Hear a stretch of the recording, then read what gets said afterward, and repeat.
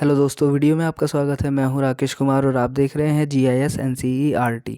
दोस्तों, आज हम हल करने वाले हैं कक्षा 8 के गणित विषय की प्रश्नावली 11.4 के क्वेश्चन नंबर 1 से लेके क्वेश्चन नंबर 4 तक। बाकी इससे पहले की जो वीडियो है उसमें मैंने प्रयास कीजिए के क्वेश्चन बताए हैं इस प्रश्नावली के। अगर आपने अभी तक वह वीडियो नहीं देखी है तो ऊपर आई बटन पर आपको उस वीडियो का लिंक मिल जाएगा। आप लिंक पर क्लिक करके उस वीडियो को देख सकते हैं। ठीक है, तो चलिए फिलहाल आज की वीडियो को शुरू करते हैं। ये देखिए, ये है प्रश्नावली का पहला क्वेश्चन और इस क्वेश्चन में कहा है आपको एक बेलनाकार टैंक दिया हुआ है।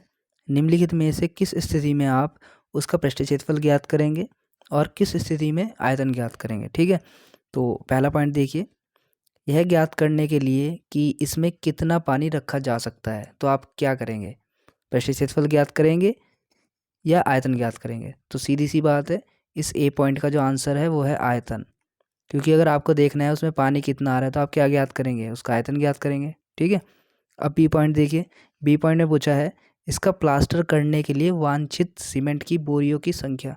अगर आपको उस पर प्लास्टर करना है तो प्लास्टर मतलब उसके दीवारों पे तो करोगे। ठीक है, तो इसके लिए दीवारों का क्षेत्रफल पता होना चाहिए। ठीक है, तो सीधी सी बात है, इस केस में उसका हम क्या ज्ञात करेंगे, पृष्ठीय क्षेत्रफल ज्ञात करेंगे। ठीक है, तो बी पॉइंट में पृष्ठीय क्षेत्रफल ज्ञात करेंगे। अब सी पॉइंट देखिए, सी पॉइंट में कहा है इसमें भरे पानी से भरे जाने वाले छोटे टैंकों की संख्या। वो कह रहा है कि उसके अंदर अगर हमें छोटे छोटे टैंक डालने हैं पानी से भर के तो उन टैंकों की संख्या बतानी है। तो ये भी वही है, आयतन निकालना है इसमें भी हमें आयतन ज्ञात करना पड़ेगा। ठीक है, तो इस प्रकार से करने। अब देखते हैं इसका दूसरा क्वेश्चन।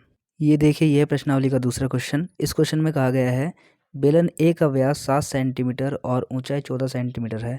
बेलन बी का व्यास 14 सेंटीमीटर और ऊंचाई 7 सेंटीमीटर है। परिकलन किए बिना क्या आप बता सकते हैं कि इन दोनों में किसका आयतन अधिक है। मतलब आइडिया से बताना है आपको, बिना सॉल्व किए, कि दोनों में से किसका आयतन अधिक है, ऐसे ही। ठीक है, दोनों बेलनों का आयतन ज्ञात करते हुए इसका सत्यापन कीजिए। फिर बताना है कि इनका आयतन ज्ञात करके दिखाना है, फिर इनका आयतन ज्ञात करके उस बात को सही साबित करना है, मतलब सत्यापन करना है कि जो आपने बताया था वो सही है। ठीक है, जांच कीजिए कि क्या अधिक आयतन वाले बेलन का पृष्ठीय क्षेत्रफल भी अधिक है। तो हमें बताना है कि क्या जो अधिक आयतन वाला बेलन है, जिसका आयतन अधिक है, तो क्या उसका पृष्ठीय क्षेत्रफल भी अधिक है। तो ये इसमें पूछा गया है। ठीक है, ये बेलन ए है और ये बेलन बी है जो क्वेश्चन में दिया हुआ है, देख सकते हैं आप। ठीक है, बिना परिकलन किए भी हम इनमें से बता सकते हैं कि किसका आयतन ज़्यादा होगा। ठीक है, आप यहाँ पे देख सकते हैं इसका व्यास है 7 सेंटीमीटर और ऊंचाई है 14 सेंटीमीटर, जबकि बी वाले बेलन का व्यास है 14 सेंटीमीटर और ऊंचाई है 7 सेंटीमीटर। तो इनको बदल दिया गया है। ठीक है, तो जिस केस में व्यास ज़्यादा हो जाएगा उसका आयतन भी ज़्यादा ही निकलेगा, तो बी वाले का आयतन ज़्यादा निकलेगा। अब कैसे निकलेगा ये सॉल्व भी करके दिखाना है, हमें सत्यापित करना है। तो अब हम इसका आंसर देखते हैं, उससे आपको पता चल जाएगा। ठीक है, ये देखिए, यह प्रश्नावली के दूसरे क्वेश्चन का आंसर। इस क्वेश्चन के अंदर दो बेलन दिए गए हैं, जिसमें से एक का नाम है ए, एक का नाम है बी। दोनों बेलनों की ऊंचाई और व्यास दिए गए हैं यहाँ पर। और क्वेश्चन में हमसे पूछ लिया गया है कि बताओ इन दोनों बेलन में से किसका आयतन अधिक है, और ये भी बताना है कि जिसका आयतन अधिक है क्या उसका पृष्ठीय क्षेत्रफल भी अधिक है। तो चलिए देखते हैं इसे। सबसे पहले हम इसमें लिखेंगे बेलन ए के लिए, बेलन ए के लिए, बेलन ए के लिए जो जो चीज़ इसमें दी गई है वो लिखेंगे। इसमें व्यास दिया गया है बेलन ए का, जिसको हम डी बोल रहे हैं, जो कि है 7 सेंटीमीटर, जैसा कि आप देख सकते हैं। इसलिए हम त्रिज्या निकाल लेंगे इसकी। त्रिज्या मतलब आर। त्रिज्या कैसे निकलेगी, 2 से इसको भाग कर देंगे, ये त्रिज्या निकल गई। ठीक है, साथ ही इसकी ऊंचाई भी दी गई है इस बेलन की, जिसको हम एच बोल रहे हैं।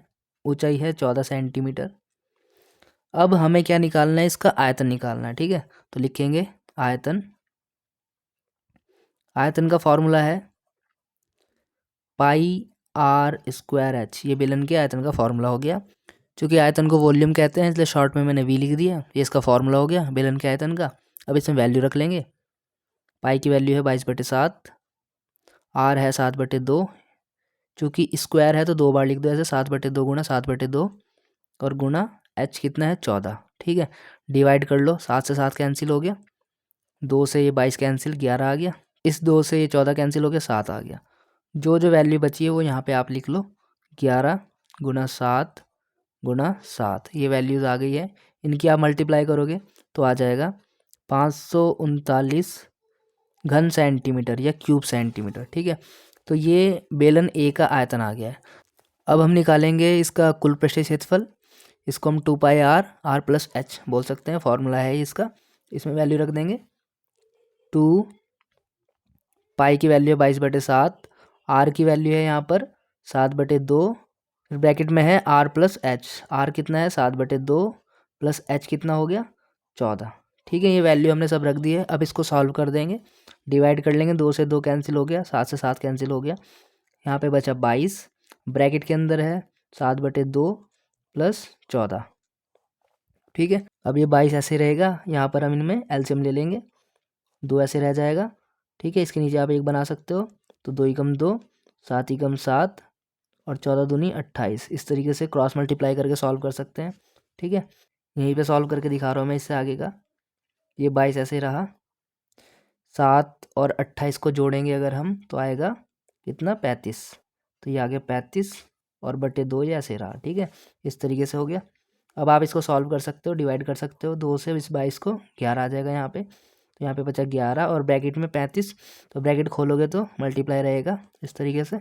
इनकी गुणा करोगे तो आएगा 385 वर्ग सेंटीमीटर या सेंटीमीटर स्क्वायर। ठीक, तो बेलन ए का आयतन ये आया है और जो उसका कुल पृष्ठीय क्षेत्रफल है वो ये आया है। ठीक है, अब हम लिखेंगे बेलन बी के लिए। बेलन बी के लिए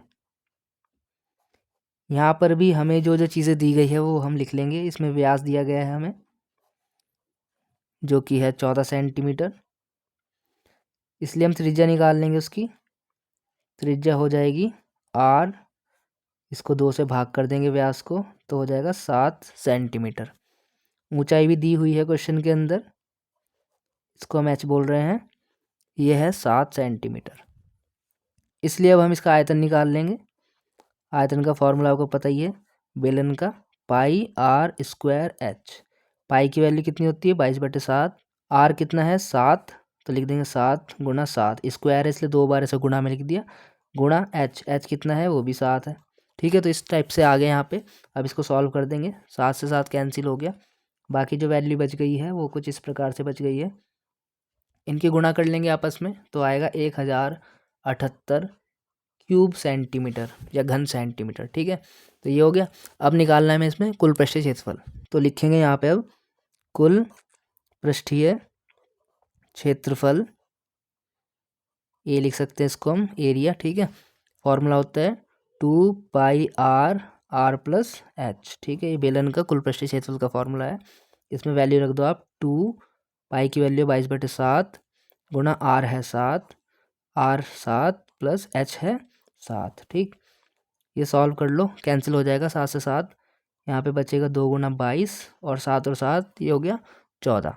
इनकी सबकी गुणा करेंगे तो आ जाएगा 616 वर्ग सेंटीमीटर। ठीक है, तो आप देख सकते हैं बेलन ए का आयतन आ रहा है 539। ठीक है, जबकि बेलन बी का जो आयतन है वो है 1078। ठीक, तो ज़्यादा आयतन किसका है बेलन बी का। अब बेलन बी का आयतन ज़्यादा है तो अब हम देखेंगे क्या इसका पृष्ठीय क्षेत्रफल भी ज़्यादा है, तो ये आ रहा है 616, जबकि बेलन ए का पृष्ठीय क्षेत्रफल था 385। तो ये सही बात है कि जिसका आयतन ज़्यादा है उसका पृष्ठीय क्षेत्रफल भी ज़्यादा ही है। ठीक है, तो अब यहाँ पे हम लिख सकते हैं, हाँ अधिक आयतन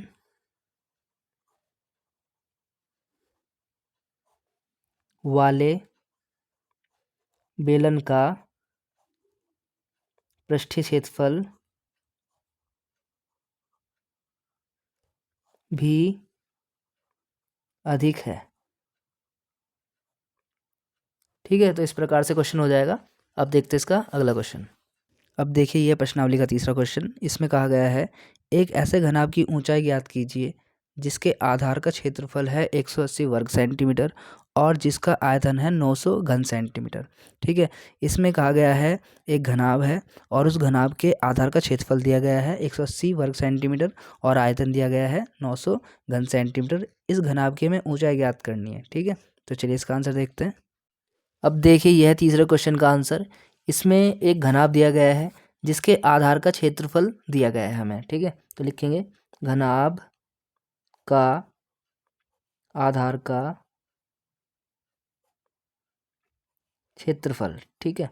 अब चूंकि वो घनाभ है तो घनाभ का आधार कैसा होगा, एक आयताकार पृष्ठ, ठीक है। तो आयताकार पृष्ठ का क्षेत्रफल दे दिया इसमें, तो आयताकार पृष्ठ के क्षेत्रफल को हम क्या कह सकते हैं, लंबाई गुणा चौड़ाई, है ना, क्योंकि आयत का क्षेत्रफल होता है लंबाई गुणा चौड़ाई। तो मैंने लिख लिया लंबाई गुणा चौड़ाई बराबर कितना दिया हुआ है क्वेश्चन के अंदर, 180 वर्ग सेंटीमीटर। तो क्वेश्चन में घनाभ का आधार का क्षेत्रफल दिया हुआ है 180 वर्ग सेंटीमीटर। घनाभ का आधार हम L गुणा बी लिख सकते हैं क्योंकि वो एक आयताकार पृष्ठ होता है, ठीक है। अब एक चीज़ हमें और दे रखी है इसमें, हमें इसके अंदर घनाभ का आयतन भी दिया हुआ है, तो वो भी लिख लेंगे। घनाभ का आयतन,